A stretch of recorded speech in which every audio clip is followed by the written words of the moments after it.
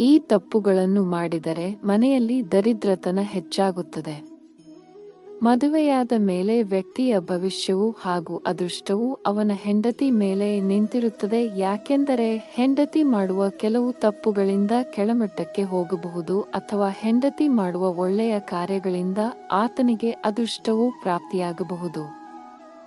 ಹಾಗಾದರೆ ಹೆಂಡತಿ ಮಾಡುವ ಯಾವ ತಪ್ಪುಗಳಿಂದ ಗಂಡನಿಗೆ ಆರ್ಥಿಕ ಪರಿಸ್ಥಿತಿಗೆ ತೊಂದರೆಯಾಗುತ್ತದೆ ಹಾಗೂ ಇಬ್ಬರ ನಡುವಿನ ಸಂಬಂಧಗಳು ಹಾಳಾಗುತ್ತದೆ ಎಂಬುದರ ಬಗ್ಗೆ ಸಂಪೂರ್ಣವಾಗಿ ಮಾಹಿತಿಯನ್ನು ತಿಳಿದುಕೊಳ್ಳೋಣ ಬನ್ನಿ. ಮದುವೆಯಾದ ಮೇಲೆ ಹೆಂಡತಿಯು ಬೇರೊಬ್ಬನ ಜೊತೆ ಅತಿಯಾಗಿ ಮಾತನಾಡುವುದು, ಕಣ್ಣಲ್ಲಿ ಸನ್ನೆ ಮಾಡುವುದು ಅಥವಾ ಬೇರೆ ವ್ಯಕ್ತಿ ಜೊತೆ ಸಂಬಂಧವನ್ನು ಇಟ್ಟುಕೊಂಡರೆ ಮನೆಯ ಶಾಂತಿ, ಗೌರವ ನಾಶವಾಗುವುದರ ಜೊತೆಗೆ ದಾಂಪತ್ಯದಲ್ಲಿ ಬಿರುಕು ಮೂಡುತ್ತದೆ. ಹೆಂಗಸರು ಮನೆಯಲ್ಲಿರುವ ದೇವರ ಕೋಣೆಯನ್ನು ತುಂಬಾ ಸ್ವಚ್ಛವಾಗಿಟ್ಟುಕೊಳ್ಳಬೇಕು. ಇದರ ಜೊತೆಗೆ ಪ್ರತಿನಿತ್ಯವೂ ದೇವರ ಕೋಣೆಯಲ್ಲಿ ದೇವರಿಗೆ ದೀಪವನ್ನು ಹಚ್ಚಬೇಕು.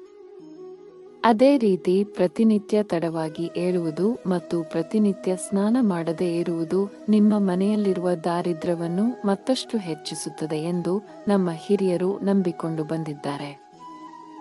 ಗುರುವಾರದ ದಿನ ಯಾವ ಹೆಂಗಸು ಮಾಂಸಾಹಾರ ಸೇವನೆ ಹಾಗೂ ಮದ್ಯಪಾನವನ್ನು ಮಾಡುತ್ತಾರೋ ಆಗ ಆ ಮನೆಯಲ್ಲಿ ದರಿದ್ರತನ ಎಂಬುದು ಹೆಚ್ಚಾಗುತ್ತದೆ. ಮದುವೆಯಾದ ಹೆಂಗಸರು ಸಂಪೂರ್ಣವಾಗಿ ಬಿಳಿ ಬಟ್ಟೆಯನ್ನು ಧರಿಸಿ ಕೊಂಡರೆ ಸಾಕಷ್ಟು ರೀತಿಯ ಕಷ್ಟಗಳನ್ನು ಅನುಭವಿಸಬೇಕಾಗುತ್ತದೆ.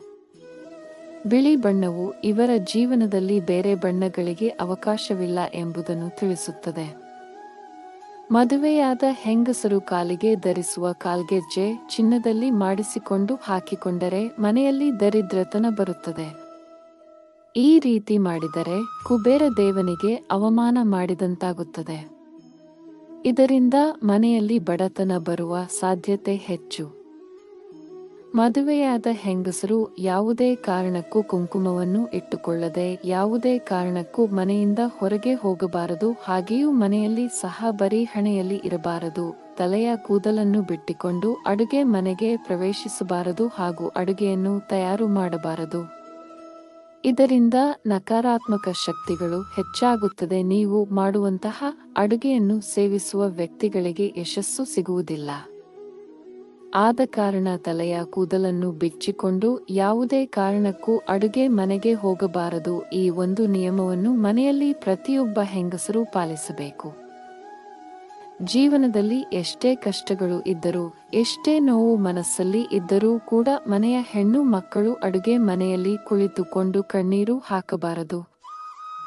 ಹೀಗೆ ಮಾಡಿದರೆ ನಿಮ್ಮನ್ನು ಕಷ್ಟಗಳು ಬಿಡುವುದಿಲ್ಲ. ನಿಮ್ಮಿಂದ ಮನೆಯಲ್ಲಿರುವವರಿಗೆಲ್ಲರಿಗೂ ಅನಾರೋಗ್ಯ ಸಮಸ್ಯೆಗಳು ಉಂಟಾಗುತ್ತದೆ. ಮನೆಯ ಯಜಮಾನಿ ನಗುನಗುತ್ತಾ ಇದ್ದರೆ ಸುತ್ತಮುತ್ತ ಇರುವವರಿಗೂ ವಿಶೇಷವಾದ ಫಲಗಳು ಸಿಗುತ್ತದೆ. ಅದು ಬಿಟ್ಟು ಮನೆಯ ಹೆಣ್ಣು ಮಕ್ಕಳು ಅಡುಗೆ ಕೋಣೆಯಲ್ಲಿ ಕಣ್ಣೀರು ಸುರಿಸಿದರೆ ಮನೆಗೆ ಕಷ್ಟಗಳು ತಪ್ಪಿದ್ದಲ್ಲ. ಅಡುಗೆ ಕೋಣೆಯಲ್ಲಿ ನೀವು ಅಡುಗೆ ಮಾಡಿದ ನಂತರ ಪಾತ್ರೆಯಲ್ಲಿ ಇರುವ ಆಹಾರ ಪದಾರ್ಥಗಳು ಖಾಲಿಯಾದ ಮೇಲೆ ಯಾವುದೇ ಕಾರಣಕ್ಕೂ ಖಾಲಿ ಪಾತ್ರೆಗಳನ್ನು ಗ್ಯಾಸ್ ಸ್ಟವ್ ಮೇಲೆ ಹಾಗೆಯೇ ಇಡುವುದಕ್ಕೆ ಹೋಗಬಾರದು. ಹೀಗೆ ಮಾಡಿದರೆ ಲಕ್ಷ್ಮೀದೇವಿಯ ಅನುಗ್ರಹದ ಜೊತೆಗೆ ಅನ್ನಪೂರ್ಣ ದೇವಿಯ ಆಶೀರ್ವಾದ ಕಡಿಮೆಯಾಗುತ್ತಾ ಹೋಗುತ್ತದೆ. ನೀವು ಅಡುಗೆ ಮಾಡುವ ಒಲೆ ಅಥವಾ ಸ್ಟವ್ ಅನ್ನು ಮೊದಲು ಗೌರವದಿಂದ, ಭಕ್ತಿಯಿಂದ, ವಿಶೇಷವಾಗಿ ಪೂಜೆ ಮಾಡಿ ಅಡುಗೆ ತಯಾರಿಸಬೇಕು. ಅಡುಗೆ ಮಾಡಿದ ಆಹಾರ ಪದಾರ್ಥಗಳು ಖಾಲಿಯಾದ ಮೇಲೆ ಆ ಖಾಲಿ ಪಾತ್ರೆಗಳನ್ನು ಸ್ಟವ್ ಮೇಲೆ ಹಾಗೆಯೇ ಇಡಬಾರದು. ಇದರಿಂದ ಮನೆಯಲ್ಲಿ ಕಷ್ಟಗಳು ಹೆಚ್ಚಾಗುತ್ತಾ ಹೋಗುತ್ತದೆ. ಮನೆಯಲ್ಲಿ ಯಾವಾಗಲೂ ಕಿರಿಕಿರಿಗಳು ಉಂಟಾಗುತ್ತದೆ. ಮನಸ್ಸಿಗೆ ನೆಮ್ಮದಿ ಇರುವುದಿಲ್ಲ. ದಯವಿಟ್ಟು ಈ ವಿಷಯಗಳನ್ನು ಗಮನದಲ್ಲಿಟ್ಟುಕೊಂಡು ಸುಖಿ ಜೀವನ ನಡೆಸಿ. ಧನ್ಯವಾದಗಳು.